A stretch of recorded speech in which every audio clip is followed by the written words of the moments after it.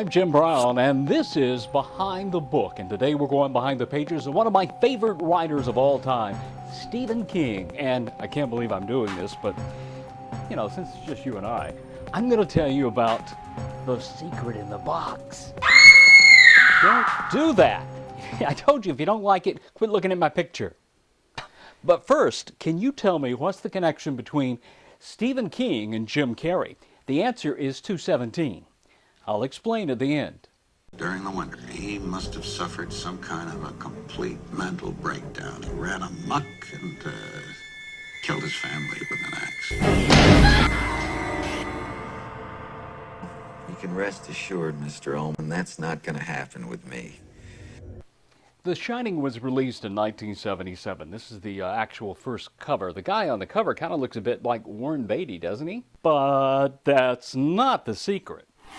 The Shining was Stephen's third novel, and he wanted it to be set outside of Maine. So he and Tabitha, who is also a writer, by the way, but that's not the secret, and the kids took a trip to Colorado.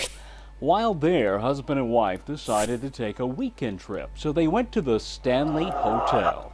But they arrived at the end of the season, and the place was deserted. In fact, Stephen says it was, and this is to paraphrase it into a PG-13 version, freaking creepy. I mean, come on, how scary must that place have been for Stephen King to say it was creepy?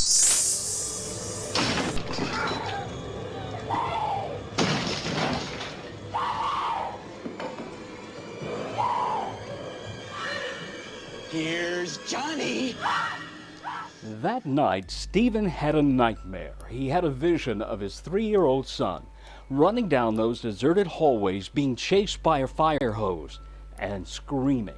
The title of the book, The Shining, was inspired by a John Lennon song called Instant Karma, which contains the line, "We all shine on," an album that was produced by Phil Spector, who, in 2009, was convicted of second-degree murder.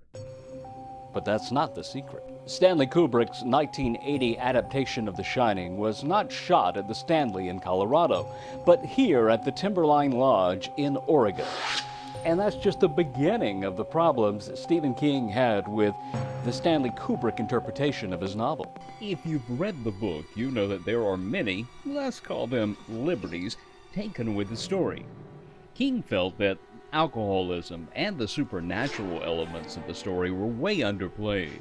Also, the scary topiary was replaced by a simple hedge maze. And of course, in the book is a croquet mallet and not an axe that, well, okay, I agree with Kubrick on that. I mean, of the two, the axe is much scary. The only thing more scarier than an axe is an X, or so I've been told.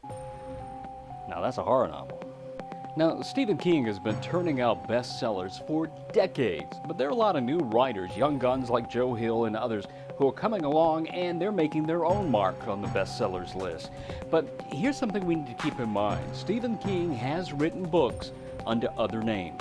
Remember Richard Bachman? He wrote The Running Man. On your mark! I'll be back. Go! Yeah, it was great movie making. He also wrote a book called The Regulators. And the cast of this book, the same names appear in this book. It's called Desperation and was written by his competition, Stephen King. But of course, if you take a closer look at the covers, it tells the story that Richard Bachman was, in fact, Stephen King. You already knew that, right?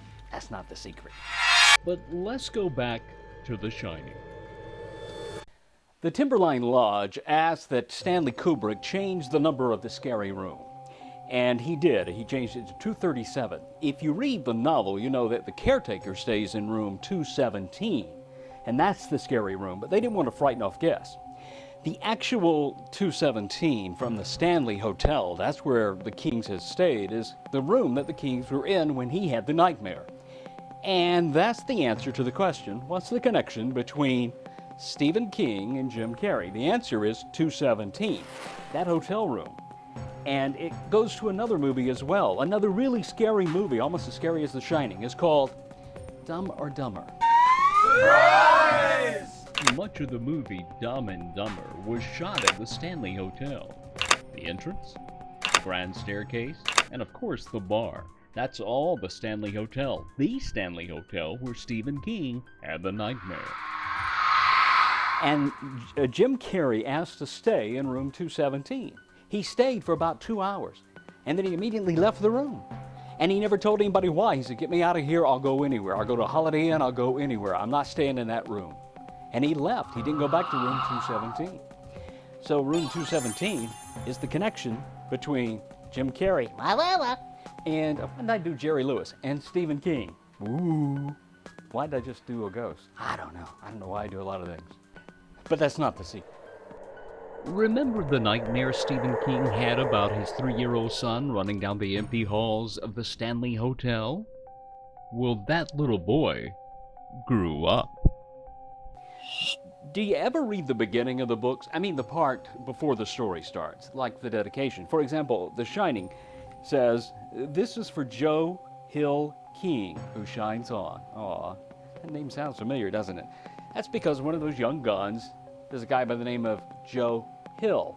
In his book, his first big hit, Heart-Shaped Box, is dedicated to Dad, one of the good ones. You see, Joe Hill is actually Joe Hill King, the son of Stephen King, meaning horror novelist Joe Hill King was the little boy in Stephen's nightmare, and thus the inspiration for The Shining. And that's the secret in a heart-shaped box. And if you read this book, and I recommend you do if you like Stephen King, Heart-Shaped Box, you'll find a lot of similarities in there. In fact, there's one particularly eerie scene that echoes with the King's home life that is, I won't spoil it for you. And some of this I'm sure that Joe Hill doesn't realize he's put in the book. When I wrote my first novel, 24/7, I would have sworn to you there was nothing in there related to my actual life, but my dad would pull out things like threads, loose threads on a sweater, and he'd say, "Okay, this little statue that says best dad ever, you gave me that when you were 8 years old. It sat under the television for 3 years. The name of this store, you got it from the name of the convenience store down the street, and this and that and this and that." And I was stunned. He was right on all the occasions. I had not intentionally done it, but it had worked its way through my subconscious, through my fingers, onto the keyboard, and into the book. That's just the way we work. For more videos, don't forget to sign up for my YouTube channel, and that is Behind the Book TV. Oh, and I'm going to give you a free copy of my latest thriller. Just go to jimbrownbooks.com. Free copy for you. I'm Jim Brown, and this has been Behind the Book. Yeah, how you doing, boo? Looking good? Put on a little weight, right? Yeah, me too.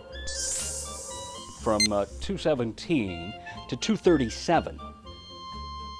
That's not right. Yeah, it was. I was right. Ha! I am always surprised when I'm right. It happens so seldom. It's like an eclipse. It's one of those movies that has an impact on it. I don't even know what I'm talking about. I've already told you that. Bye.